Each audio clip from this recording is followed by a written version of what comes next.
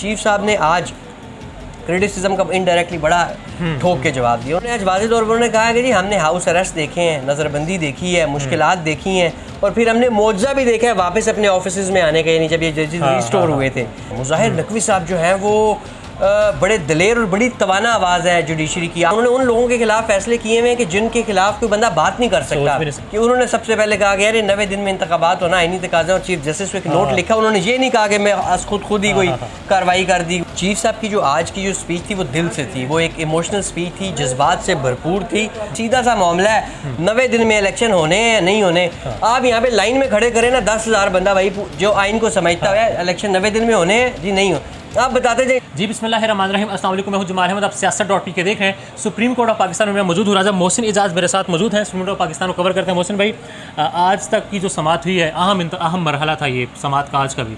अब तक की समाअत के हवाले से क्या कहेंगे आप, इलेक्शंस के हवाले से जो केस चल रहा है? देखिए, वैसे तो ये आज बड़ा ही हैपनिंग डे था सुबह से ही। सबसे पहले तो एक सर्कुलर आया जो एक एडमिनिस्ट्रेटिव ऑर्डर था चीफ जस्टिस ऑफ पाकिस्तान का, वो काजी फ़ाइज़ ईसा साहब के एक फ़ैसले के हवाले से, जिसमें उन्होंने कहा कि 2 रुकनी बेंच का जो फ़ैसला था अब वो 5 रुकनी बेंच के फ़ैसले को ओवर रूल नहीं कर सकता, यानी उसको मुस्तरद कर दिया। उन्होंने कहा कि जो केस फैसला कल क्या आया था आज खुद नोटिस किया, उन्होंने ये कहा था कि चीफ जस्टिस को जो है वो ये वन मैन शो नहीं है। आज चीफ जस्टिस को ये बिल्कुल लामहदूद इख्तियारात नहीं है। वो इस सिलसिले में एक फ़ैसला था।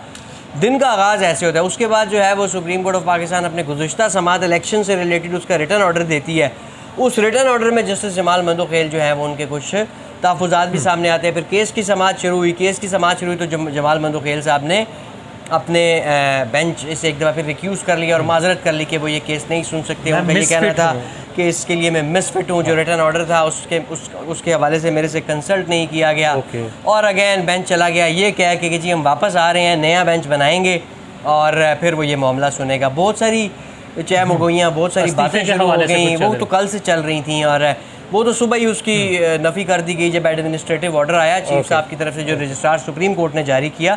तो एक बड़ा अहम मरहला था। फिर खैर अदालती अमले की तरफ से ये बताया गया कि जुमे के वक्फे के बाद समाअत शुरू होगी, और जुमे के वक्फे के बाद ये जो समाअत आज थी ये बड़ी तारीखी समाअत है।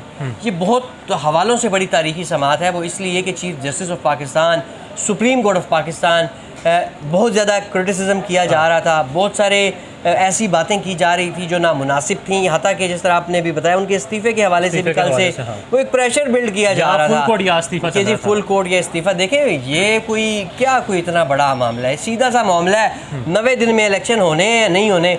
आप यहाँ पे लाइन में खड़े करें ना 10,000 बंदा भाई जो आइन को समझता है, इलेक्शन 90 दिन में होने हैं जी नहीं हो, आप बताते जाए। जिसने कहना ना, मैं कहता हूँ कि हुकूमत, ये जो तमाम पॉलिटिकल पार्टीज़ PDM की हैं, हुकूमती कह लें जो भी, अब ये भी इन्होंने अपने वो रखे हुए हैं कि हम PDM हैं, हम हुकूमत नहीं है। ये तो खैर वही बेहतर बता सकते हैं कि PDM और हुकूमत में क्या फ़र्क है, या उनमें और उनमें क्या फ़र्क है। खैर, उनमें सारों को बुला के एक बात है कि जी क्या, सादा सा सवाल है, क्या 90 दिन में इलेक्शन हो सकता है आइन के मुताबिक? जो अगर कोई भी एक बंदा ऑन रिकॉर्ड ये कह दे कि जी नहीं 90 दिन में इलेक्शन आइनी तकाज़ा नहीं है, तो बात ही ख़त्म। जब सब ये कह रहे हैं कि 90 दिन में इलेक्शन हो सकते हैं तो फिर 90 दिन में इलेक्शन होंगे। चीफ साहब ने आज क्रिटिसिज्म का इनडायरेक्टली बड़ा ठोक के जवाब दिया। उन्होंने कहा कि हम वो दौर भी देख के आए हैं। आपको पता है ना 2007 में ये PCO के तहत हल्फ ना उठाने वाले बहादुर जजेस में से एक है बंदयाल साहब। और उन्होंने आज वाज़ेह तौर पर उन्होंने कहा कि जी हमने हाउस अरेस्ट देखे हैं, नज़रबंदी देखी है, मुश्किलात देखी हैं और फिर हमने मुआवजा भी देखा है वापस अपने ऑफिस में आने का, यानी जब ये जजेस रिस्टोर हुए थे।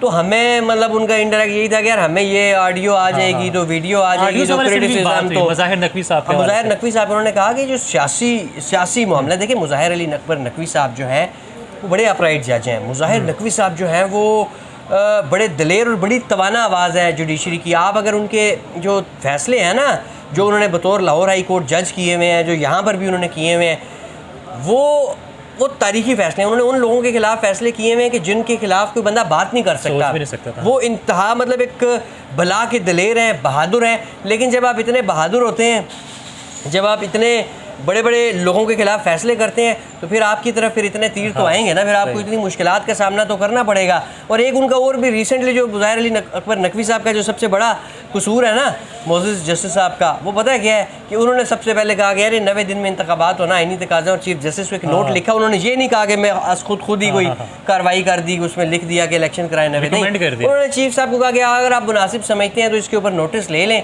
क्योंकि ये हमारे साथ, ये हमारे सामने ये मामला आया है। तो बहरहाल मौसमी जज साहब अब्दिदा भी हुए थे चीफ साहब की जो आज की जो स्पीच थी वो दिल से थी, वो एक इमोशनल स्पीच थी, जज्बात से भरपूर थी। उन्होंने अपने इदारे के जो डिवीज़न के हवाले से खबरें, बातें, तबसरे, तज़किये चल रहे हैं, वजाहत की। उन्होंने कहा कि सुप्रीम कोर्ट में जो है ये डिवीज़न जस्टिस काजी फायज़ ईसा साहब के ख़िलाफ़ जब यहाँ रेफरेंस उनका ट्रायल चला, फिर रिव्यू को 2 साल तक जो है ये चला, और उसमें सफ़र अदालत ने किया, और जस्टिस उमर अता बंदियाल साहब, मैंने वो पूरा रेफरेंस कवर किया हुआ है, मैंने रिव्यू कवर किया हुआ है।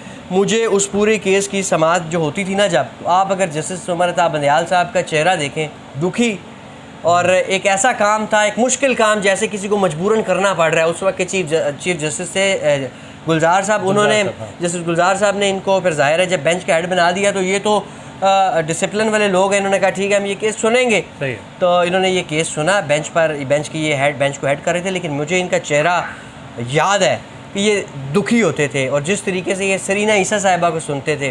और इनके फैसले में आपको बता देना मसला क्या है, इन्होंने तमाम मुखालफिन के मुंह भी बंद किए कि यार कोई क्रिटिसिज्म ना कर सके, और फैसला भी अपना काम मीडिया के हवाले से भी बात की आज उन्होंने कहा कुछ जज जो है वो कुछ जजेस को तनकीद का निशाना बनाते हैं, कुछ जो है वो दूसरों को तनकीद का निशाना बनाते हैं, ऐसा नहीं होना चाहिए और ये बड़ा गलत है। लेकिन एक चीज़ है कि इसका हम बड़े तहम्मुल के साथ जो है वो सामना कर रहे हैं, क्योंकि हमारी आंख और कान है मीडिया, लेकिन बहरहाल एहतराम जो है वो बाकी रहना चाहिए। कुछ लोग जो हैं वो बिलो द, आपको पता है, बेल्ट भी चले जाते हैं, इनडायरेक्टली ऐसी बात कर देते हैं नामुनासिब, जो नहीं करनी चाहिए।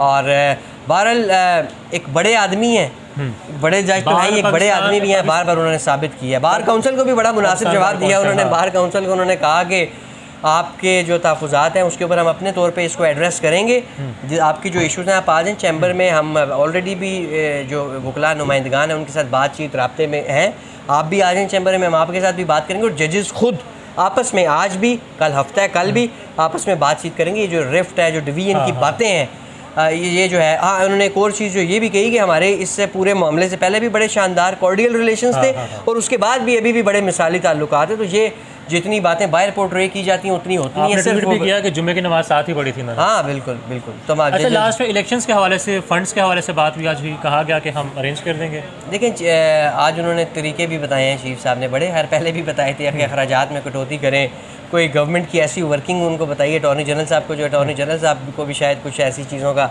इल्म नहीं था। तो बहरहाल वो एक तो उन्होंने वाज़े किया कि फ़ंड्स के इश्यूज़ तो हल हो जाएंगे, जहाँ तक सिक्योरिटी का है उसके ऊपर अब सुना जाएगा एक दफ़ा जो क्या सेक्रेटरी दिफा साहब को और बाकी लोगों को। तो फिर देखें, बहरहाल लग रहा है कि इलेक्शंस होंगे, इतना आसान ये मरहला नहीं होगा, एक लंबा है, लेकिन बहरहाल क्योंकि ये एक आइनी मामला है, चीफ साहब बार बार कह चुके हैं कि आइन के ऊपर हमने अमल करवाना है। तो दिए गए हैं ना कि या आप बातचीत कर लें या फिर हम अपना ऑर्डर जारी करेंगे।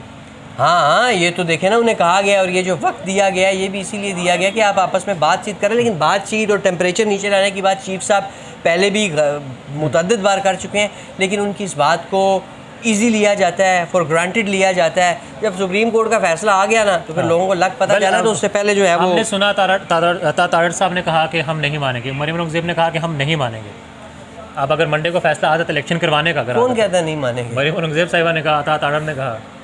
देखें, अगर कोई ऐसी बात कह रहा है तो ये उसकी गलतफहमी हो सकती है। सुप्रीम कोर्ट का फैसला कोई ना ही वाली बात ही नहीं कर ही नहीं सकता, कि ना मानने वाली तो बात ही कोई नहीं है। सुप्रीम कोर्ट का फैसला आईन पाकिस्तान, आइन के मुताबिक है, दैट्स इट, ये टोटल स्टोरी है।